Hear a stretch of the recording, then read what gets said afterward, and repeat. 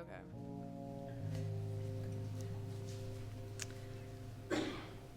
Growing up, I had this complex. I had this idea where I had to be the best at everything I ever did, better than everyone even, whether it was sports, video games, even studying, you name it. Absolutely every aspect of my life was governed by the thought of losing to somebody else. However, I didn't play many sports growing up, and neither did I play many video games. In fact, my sole hobby growing up was spelling. I could spell words like my life depended on it. I could spell words I had never even heard of before. During lunch, my friends would treat me like a speak and spell, and they'd ask me like, yo, can you spell this word? What about that word? A little iridocyclitis, a little pneumono ultramicroscopic silicovolcanoconiosis. Nothing too special. But anyway, yeah, this talent manifested itself in the form of the infamous spelling bee. And spelling bees, they became my main source of self-esteem. I was always competing every year. Year after year after year, I was pretty much undefeated in these spelling bees until the day I met my match. So we're going to call him Chad because I like that name and I think it suits him. So Chad and I, we had this little rivalry growing here. After every win, every round, he was right there behind me. He was just as good as me, if not better, and I did not want to entertain that thought.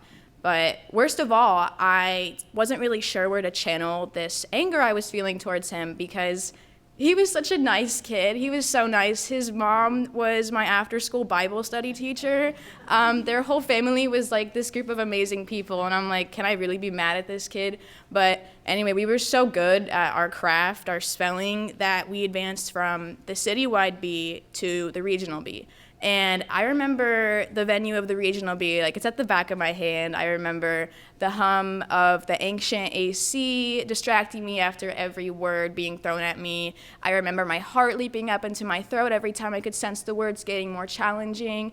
And most of all, I remember as the participants started dropping out one by one till once again, it was just me and Chad. So they're throwing these harder words at us, they're getting harder, more challenging, and the tension's building until eventually one of us loses, but it wasn't Chad. So they give Chad my word that I spelled wrong for him to spell right, which he does, and the room just erupts into this crazy applause, like he's won, he's done it, and I'm just kind of sitting here, I'm sinking into my chair, and I'm like, did I really just lose? Because I don't lose. That's just not something I do.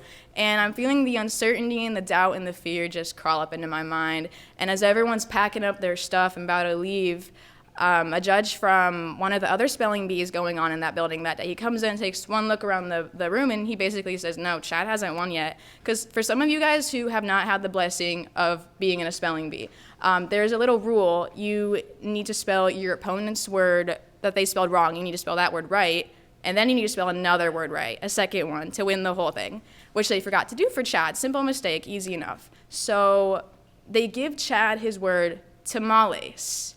So I'm like, first I'm thinking, oh, this is going to be like really embarrassing because this kid's really good at what he does. I thought it was going to be another blow to my embarrassing defeat. But by the second letter, actually, Chad was wrong. So Chad keeps going, he's smiling like he's always smiling, and with complete utter confidence, he finishes his word and spells it wrong. So it's my turn with tamales. I spell it right, and I get my second word, and immediately, I knew the victory was mine. I knew it was mine. So I finish spelling it out, they tell me I'm right, and the applause comes back. But this time, it's for me. So that night, yeah, I went home with the trophy. I did feel really bad because this kid was just, like, Chad was so nice. I can't even explain how nice he was, and I basically kind of took the victory away from him.